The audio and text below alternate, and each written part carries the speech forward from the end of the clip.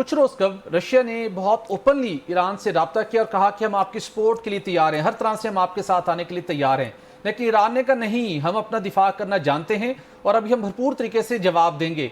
आपको लगता है जो सूरत हाल जिस नहज पर पहुंच चुकी है, कोई स्टेज ऐसी आ सकती है जिसका तकाजा हो, या ईरान रशिया को अगर वो कॉल करता है तो इस मौके के ऊपर वो उसको ज्वाइन कर सकता है और प्रॉपरली ओपनली ईरान की सपोर्ट करके इन आलमी ताकतों को थोड़ा वो टैकल कर सकते हैं, पीछे धकेल सकते हैं? कुछ इसके इम्कानात दिखाई देते हैं या अकेले ईरान को ही अपनी जंग लड़ना पड़ेगी?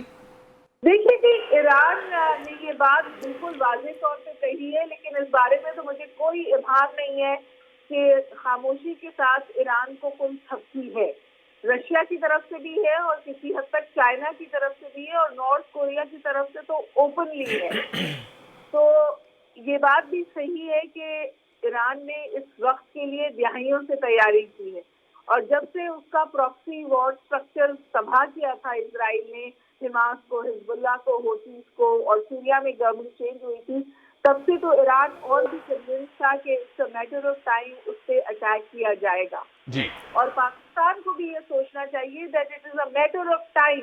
अगर ईरान के साथ आप ज्यादती है तो कल हर उस मुल्क के साथ ज्यादती होगी जिसको इजराइल खतरे की घंटी समझता है। और वो ये बात कह चुके हैं इजरायली प्राइम मिनिस्टर के, वो पाकिस्तान को भी उसी बॉक्स में डालते हैं। तो मैं समझती हूँ that the world should come together to stop this madness, क्योंकि ये मैडनेस है, इसमें कोई सैनिटी नहीं है।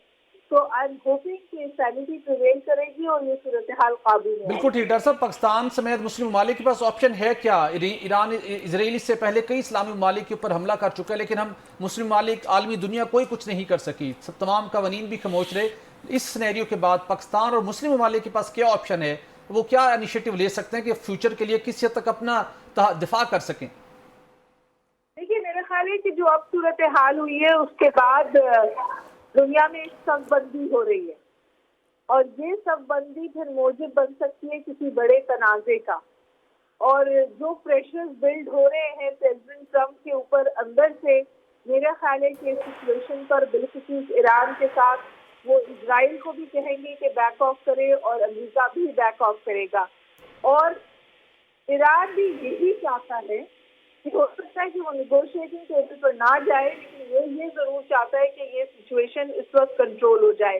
लेकिन अगर ईरान कभी इस्लामिक पावर नहीं बनना चाहता था, अब वहाँ जरूर ये सोच मौजूद होगी कि हमें एटॉमिक पावर बन जाना चाहिए, क्योंकि कोई स्मोकिंग गन नहीं थी। आईएए ने कोई ऐसी बात का इशारा नहीं दिया था कि ईरान न्यूक्लियर बॉम्ब बना रहे, बल्कि अभी जब मेरी आपसे गुफ्तगू हो रही है उस वक्त भी ईरान ने इनवाइट किया है आईएईए के इंस्पेक्टर्स को कि आए देखें हमारा पीसफुल न्यूक्लियर प्रोग्राम है।